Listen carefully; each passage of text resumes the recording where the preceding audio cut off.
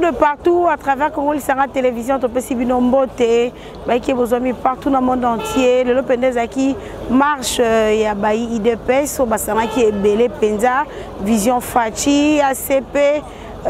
Parti ebele basana qui le comme motomoko pour marcher pour soutenir l'institution ya mboka Congo to bandaki bongo depuis Pascal to tamboli malembe ti awa esika to komi en assemblée nationale esika beko déposer mémo na bango et pas ya président assemblée nationale Mbosso, président Mbosso esika bipenza Bayi Vision Fachi IDPS bango nyonso bayaki ko déposer même na pour soutenir l'institution tout ce que nous voulons pendant marche le lenge kanyele kanaki interview bato ndenge ni baza pendant mobiliser pour soutenir l'institution ya mboka Congo ko soutenir président Fachi pour te musala et kende tout ce que nous voulons depuis tous nous bongo na sima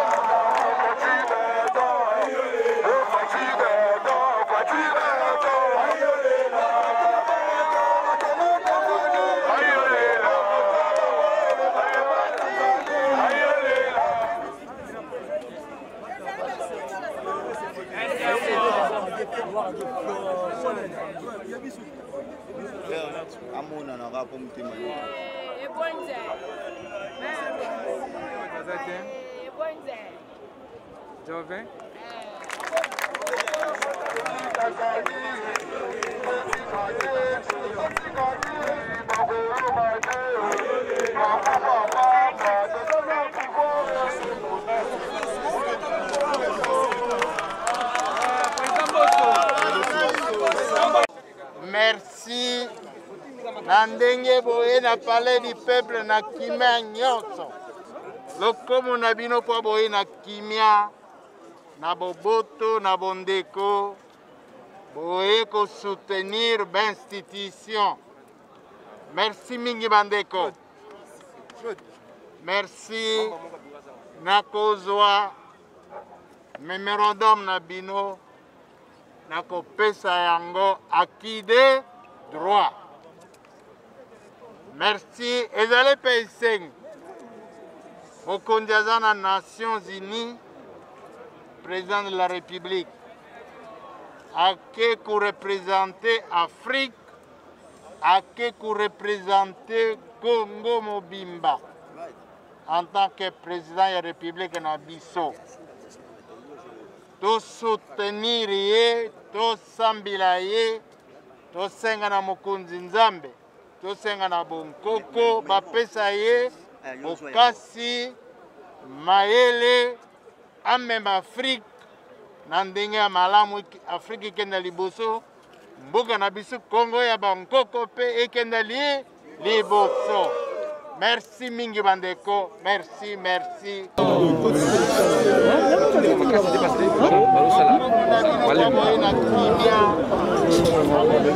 Na bondeko pour soutenir l'institution.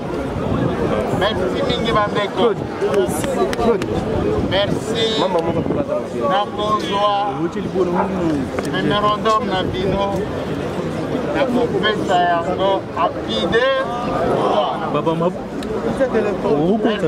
Ezali mpe ise mokonzi aza na Nations Unies, président de la République ake koreprésenter Afrique, ake koreprésenter Congo en tant que président de la République tosoutenir ye, tosambila ye, tosenga na mokonzi nzambe, tosenga na mokonzi bapesa ye basi mayele amema Afrique na ndenge ya malamu Afrique ekenda liboso mboka na biso Congo ya bamboko mpe ekenda liboso. Merci mingi bandeko, merci.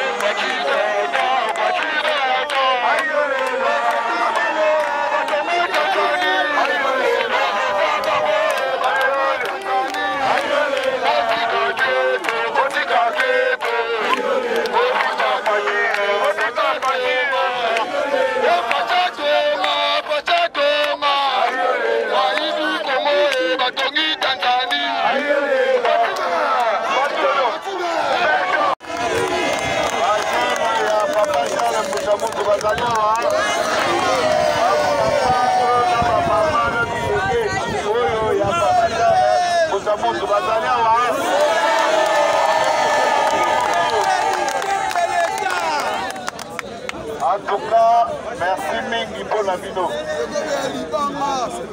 Na sepeli makasi na ndenge biso nyonso totoye soutenir l'institution ya mboka na biso. Boye nde Kongo na biso ekokende liboso. Kongo ya kala ebandaki na motema mabe na koyinana na kotongana na kosala bisalasala yango moni mboka na biso ezonga nsima na nsima ya bamboka nyonso tu. Me mboka ya Fati Beton lelo Fati aza wapi? Aza wapi? Na États-Unis. Azo représente nini? Afrique mobimba. Tala Congo ya sika. Congo ya sika ebongi na Fati Beton po azo présenter Congo mobimba mpe Afrique mobimba. Congo na biso ya sika ifo ebandana bolingo, ifo tolingana ndenge tomoni bandeko ya Vision Fati, bandeko ya Force du Progrès, bandeko ya Papa Charles Mbutamutu na bandeko ya ACC.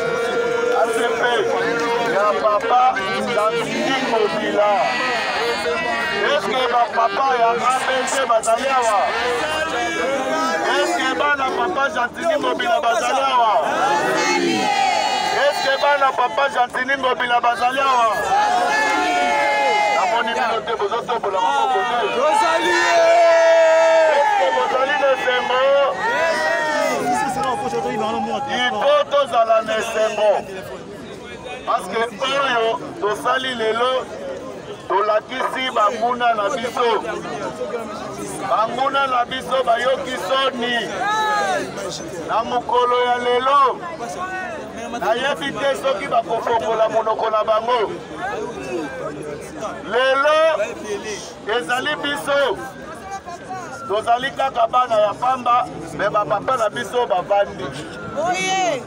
Me boni soki bapapa na biso basali nini batelemi.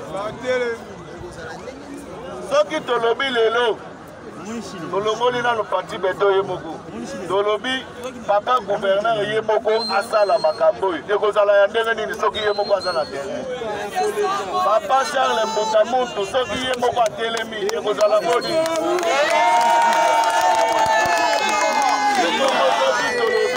Idepesi yango moko etelemi ekozala tikali na semaine ya suka po biloko esala nini.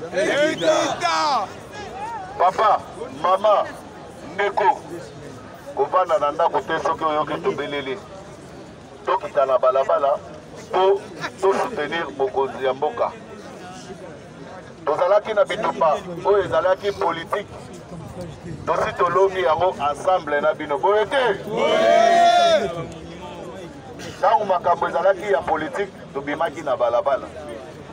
Tokomi na guerre économique oyo bazoboya biloko ekita na makasi. Me tolobi boye lokola na démocratie peuple nde moto aza mokonzi il faut tosalisa bango boye te. En tout cas merci mingi na moko na ndenge tomonani topesa na babote quand même esengo ezala moto na moto azonga na kimia azonga na bolingo koma tomonani mbala ekoya.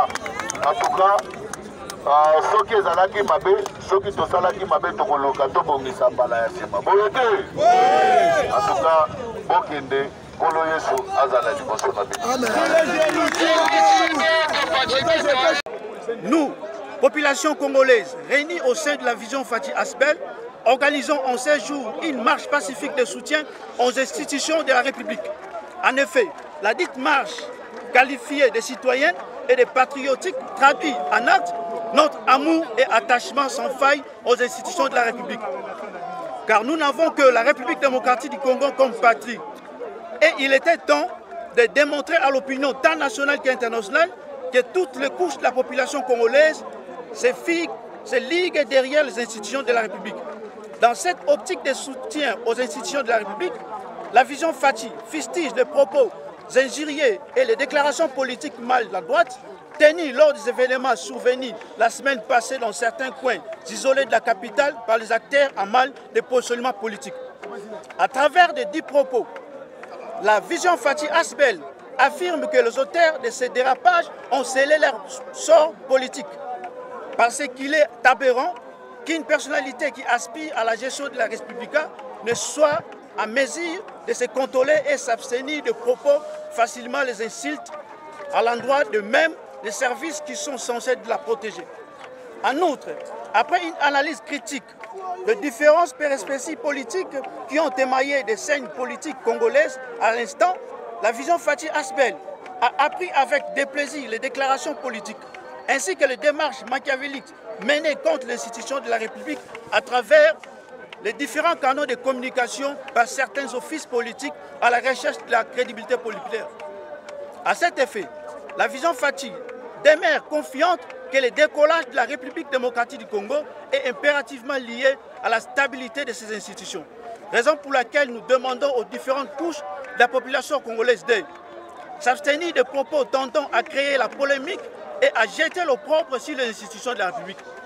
Lutter contre le tribalisme sous toutes ses formes et la haine véhiculée par certaines personnalités politico-religieuses, faire preuve de confiance et de sérénité à l'endroit de notre Parlement, de nos cours et tribunaux, ainsi qu'à toute l'équipe gouvernementale issue de l'Union sacrée qui opérationnalise au quotidien la vision du peuple d'abord prônée par le chef de l'État. Demeurer éveillé et ranger derrière l'institution de la République, se mobiliser comme un seul homme afin de défendre et lutter contre toute manœuvre encastrée visant à ternir l'image des institutions de la République auprès de l'opinion tant nationale et internationale. Enfin, la vision Faty invite la jeunesse congolaise à soutenir les efforts fournis et initiatives entreprises par les institutions de la République afin de promouvoir la relance économique de la République, la pacification totale du territoire national, la stabilisation du pays et l'amélioration sociale des Congolais. Que vive la République démocratique du Congo. Que vive l'institution de la République démocratique du Congo. Que vive Vision Faty. Je vous remercie. Merci. À cet effet, la Vision Faty demeure confiante que le décollage de la République démocratique du Congo est impérativement lié à la stabilité de ses institutions. Raison pour laquelle nous demandons aux différentes couches de la population congolaise de s'abstenir de propos tendant à créer la polémique et à jeter l'opprobre sur les institutions de la République. Lutter contre le tribalisme sous toutes ses formes et la haine véhiculée par certaines personnalités politico-religieuses, faire preuve de confiance et de sérénité à l'endroit de notre Parlement, de nos cours et tribunaux, ainsi qu'à toute l'équipe gouvernementale issue de l'Union sacrée qui opérationnalise au quotidien la vision du peuple d'abord prônée par le chef de l'État. Demeurer éveillé et ranger derrière l'institution de la République, se mobiliser comme un seul homme afin de défendre et lutter contre toute manœuvre encastrée visant à ternir l'image des institutions de la République auprès de l'opinion tant nationale et internationale. Enfin, la Vision Faty invite la jeunesse congolaise à soutenir les efforts fournis et initiatives entreprises par les institutions de la République afin de promouvoir la relance économique de la République, la pacification totale du territoire national, la stabilisation du pays et l'amélioration sociale des Congolais. Que vive la République démocratique du Congo. Que vive l'institution de la République démocratique du Congo. Que vive Vision Faty. Je vous remercie. Merci.